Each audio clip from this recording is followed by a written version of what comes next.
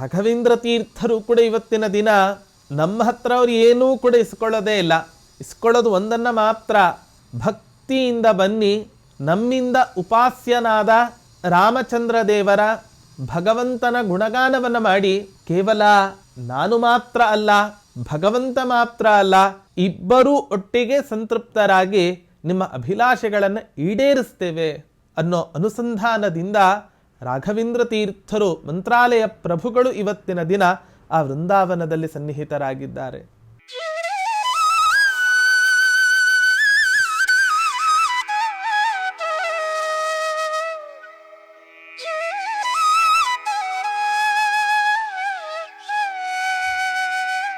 ಯೋಂತಃ ಪ್ರವಿಶ್ಯ ಮಮ ವಾಚಮಿಮಾಂ ಪ್ರಸುಪ್ತಾಂ ಸಂಜೀವಯತ್ಯಖಿಲಶಕ್ತಿಧರಸ್ವಧಾಮ್ನಾ ಅನ್ಯಾಂಶ್ಚ ಹಸ್ತಚರಣಶ್ರವಣತ್ವಗಾದೀನ್ ಪ್ರಾಣಾನ್ನಮೋ ಭಗವತೆ ಪುರುಷಾಯ ತುಭ್ಯಂ.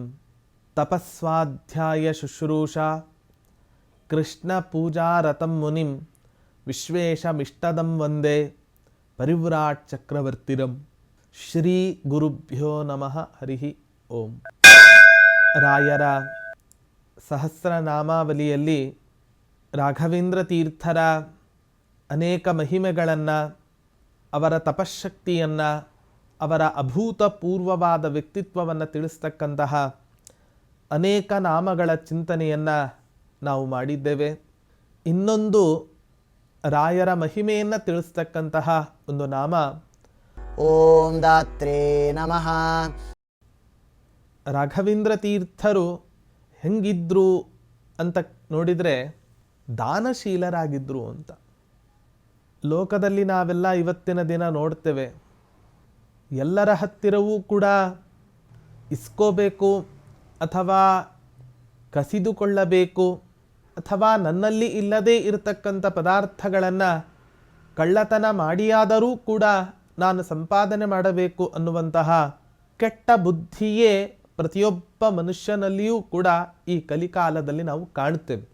ಆದರೆ ದಾನವನ್ನು ಮಾಡತಕ್ಕಂತಹ, ತನ್ನಲ್ಲೇ ಇದ್ದ ಪದಾರ್ಥಗಳನ್ನು ಇನ್ನೊಬ್ಬರಿಗೆ ಔದಾರ್ಯದಿಂದ ಕೊಡ್ತಕ್ಕಂತಹ ಗುಣ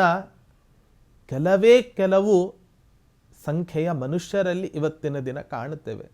ದಾನಗಳನ್ನು ಕೊಡ್ತಾರೆ, ಕೊಡಲ್ಲ ಅಂತ ಅಲ್ಲ, ಕೊಟ್ಟರೂ ಕೂಡ ತಮಗೆ ಯಾವುದು ಉಪಯೋಗ ಇಲ್ಲವೋ ಅಥವಾ ಯಾವುದು ಪೂರ್ಣ ಹಾಳಾಗಲಿಕ್ಕೆ ಬಂದಿದೆಯೋ ಇಂತಹ ಅಪ್ರಯೋಜಕವಾದ, ನಿರುಪಯುಕ್ತವಾದ ವಸ್ತುಗಳನ್ನೇ ಇವತ್ತಿನ ದಿನ ಈ ಲೋಕದಲ್ಲಿ ಇನ್ನೊಬ್ಬರಿಗೆ ಕೊಡೋದನ್ನು ನಾವು ಕಾಣುತ್ತೇವೆ. ಆದರೆ ರಾಘವೇಂದ್ರ ತೀರ್ಥರು ಹಾಗಲ್ಲ. ಅವರು ತಮ್ಮ ಜೀವಿತಾವಧಿಯಲ್ಲಿ ಇದ್ದಾಗ ಅಸಂಚಯನ ವ್ರತವನ್ನು ಪಾಲನೆ ಮಾಡಿ ಬದುಕಿದಂತಹ ಮಹಾದೊಡ್ಡ ತಪಸ್ವಿಗಳು ರಾಘವೇಂದ್ರ ತೀರ್ಥರು. ಹಾಗಾಗಿ ಆ ತಮ್ಮ ಜೀವನದಲ್ಲಿ ಮಾಡಿದ ಪರಿಪೂರ್ಣ ತ್ಯಾಗದ ಫಲ ಇವತ್ತಿನ ದಿನ ಭಗವಂತ ಅವರಿಗೆ ಕೊಟ್ಟಿದ್ದಾನೆ. ಜಗತ್ತಿನಲ್ಲಿ ಸಮಾಜ ನಮ್ಮನ್ನು ಯಾವಾಗ ನೆನಪಿಡತ್ತೆ, ಏನಾದರೂ ಒಂದು ವಿಶಿಷ್ಟವಾದ ಕಾರ್ಯವನ್ನು ಮಾಡಿದಾಗ, ದಾನವನ್ನೇ ಮಾಡಿ, ಧರ್ಮಾಚರಣೆಯನ್ನೇ ಮಾಡಿ, ಯಾವುದನ್ನು ಮಾಡದೇ ಇದ್ದರೆ ಮುಂದಿನ ಪರಂಪರೆಯಲ್ಲಿ ನಾವು ಶೂನ್ಯರಾಗಿಬಿಡ್ತೇವೆ, ಸೊನ್ನೆ ಆಗ್ತೇವೆ. ನಾವು ಇವತ್ತಿನ ದಿನ ನೋಡ್ತೇವೆ, ಶ್ರಾದ್ದ ಮಾಡ್ತಾ ಇರ್ತಾರೆ, ಅಪ್ಪನ ಹೆಸರು ಅನಿವಾರ್ಯ ಅನ್ನೋ ಕಾರಣಕ್ಕೋಸ್ಕರ ನೆನಪಿಟ್ಕೋತೇವೆ, ಅಜ್ಜನ ಹೆಸರೇ ಗೊತ್ತಿರಲ್ಲ. ಯಾವಾಗ ಅಜ್ಜನೇ ಗೊತ್ತಿಲ್ಲವೋ ಮುತ್ತಜ್ಜನ ಪಾಡಂತೂ ಹರೋಹರ. ಹಾಗಾಗಿ ಅಜ್ಜ ಮುತ್ತಜ್ಜಂದಿರ ಹೆಸರು ಇವತ್ತಿನ ದಿನ ನಮಗೆ ಗೊತ್ತಿಲ್ಲದೇ ಇರಲಿಕ್ಕೆ ಕಾರಣ ಏನು ಅಂತ ಹೇಳಿದ್ರೆ, ಅವರು ತಮ್ಮ ಜೀವಿತಾವಧಿಯಲ್ಲಿ ದಾನಗಳನ್ನು ಮಾಡಲಿಲ್ಲ, ಧರ್ಮಗಳನ್ನು ಮಾಡಲಿಲ್ಲ, ಸಮಾಜಕ್ಕೆ ಉಪಕಾರ ಆಗುವಂತಹ ಯಾವ ಒಂದು ಕೆಲಸಗಳನ್ನೂ ಕೂಡ ಮಾಡದೇ ಇರುವ ಕಾರಣ ಇವತ್ತಿನ ದಿನ ಕೇವಲ ಸಮಾಜ ಮಾತ್ರ ಅಲ್ಲ, ಒಡ ಹುಟ್ಟಿದ ವ್ಯಕ್ತಿಗಳೇ ನಮ್ಮನ್ನು ಮರೆಯುವಂತಹ ಒಂದು ಪರಿಸ್ಥಿತಿ ನಿರ್ಮಾಣ ಆಗತ್ತೆ. ಎಚ್ಚರದಿಂದ ಇರಬೇಕು. ಹಾಗಾಗಿ ನಾವು ಏನು ಮಾಡಬೇಕು ಜೀವನದಲ್ಲಿ? ಧರ್ಮಗಳನ್ನು ಶ್ರದ್ಧೆಯಿಂದ ಅನುಷ್ಠಾನ ಮಾಡಿ, ಕೇವಲ ಧರ್ಮಾನುಷ್ಠಾನವನ್ನು ಮಾತ್ರ ಮಾಡೋದಲ್ಲ, ಆ ಧರ್ಮಾನುಷ್ಠಾನದ ಜೊತೆಗೆ ಉತ್ತಮವಾದ ದಾನವನ್ನೂ ಕೂಡ ಮಾಡಿ ದಾನದಿಂದ ಪುಣ್ಯವನ್ನು ಸಂಪಾದನೆ ಮಾಡಬೇಕು ಅಂತ ಶಾಸ್ತ್ರ ಹೇಳುತ್ತೆ. ಕೃಷ್ಣ ಪರಮಾತ್ಮ ಹೇಳ್ತಾನೆ, ಯಾವುದು ದಾನ? ಅನೇಕ ದಾನಗಳನ್ನು ನಿರೂಪಣೆ ಮಾಡ್ತಾನೆ.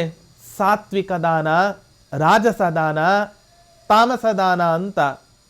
ಯಾವುದು ಸಾತ್ವಿಕ ದಾನ?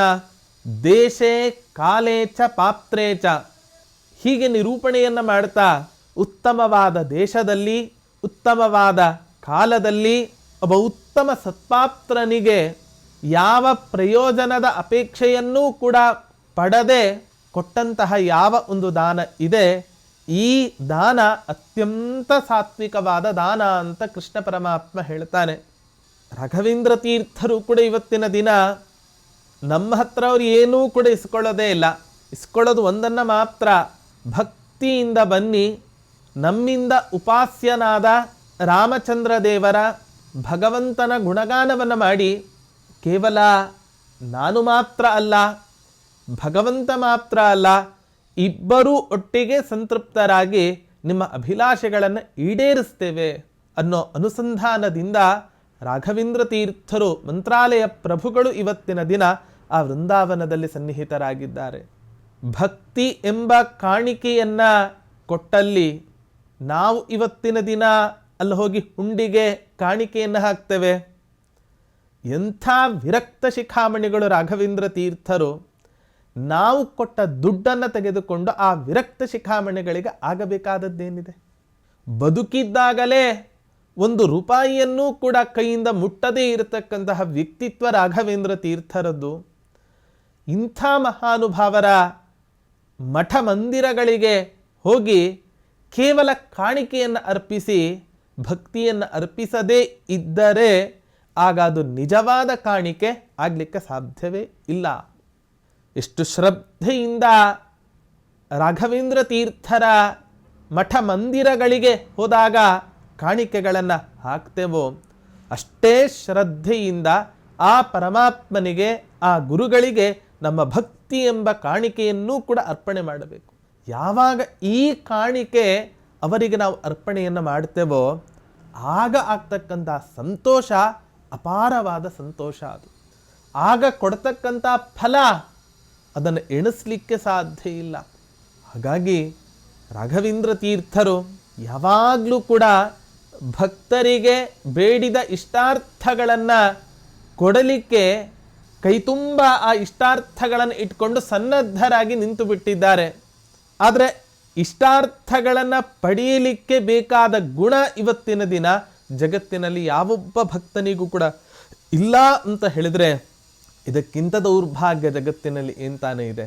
ಹಾಗಾಗಿ ರಾಯರ ಹತ್ತಿರ ನಾವು ಪ್ರಾರ್ಥನೆಯನ್ನು ಮಾಡಬೇಕಾದ ಒಂದು ದೊಡ್ಡ ಗುಣ ಅಥವಾ ಪ್ರಾರ್ಥನೆ ಅಂತ ಹೇಳಿದರೆ, ನಿಮಗೆ ಹೇಗೆ ಬಂದು ಬೇಡಿದ ಭಕ್ತರ ಇಷ್ಟಾರ್ಥಗಳನ್ನು ಪೂರೈಸೋದರ ಮೂಲಕ ದಾನಶೀಲರು ಅಂತ ಜಗತ್ತಿನಲ್ಲಿ ಪ್ರಸಿದ್ಧರಾಗಿದ್ದೀರೋ, ಹಾಗೆ ನಿಮ್ಮಷ್ಟು ದಾನ ಮಾಡಲಿಕ್ಕೆ ನಮಗೆ ಸಾಮರ್ಥ್ಯ ಇಲ್ಲದಿದ್ದರೂ ಕೂಡ ನೀವು ಸಾಗಿದ ಮಾರ್ಗದಲ್ಲಿ ನಮ್ಮನ್ನು ಕರೆದುಕೊಂಡು ಹೋಗಿ ಸಾಕು. ಆಗ ನಾವೂ ಕೂಡ ಒಬ್ಬ ಉತ್ತಮ ವ್ಯಕ್ತಿತ್ವವನ್ನು ರೂಪಿಸಿಕೊಂಡಂತಹ ಮನುಷ್ಯರು ಇವತ್ತಿನ ದಿನ ನಾವಾಗ್ತೇವೆ ಅನ್ನುವಂತಹ ಒಂದು ವಿಚಿತ್ರವಾದ ಅನುಸಂಧಾನ ಈ ರಾಯರ ಸಹಸ್ರನಾಮದಲ್ಲಿ ಇದೆ ಅನ್ನೋದರ ಚಿಂತನೆಯನ್ನು ನಾವು ಮಾಡಬೇಕು.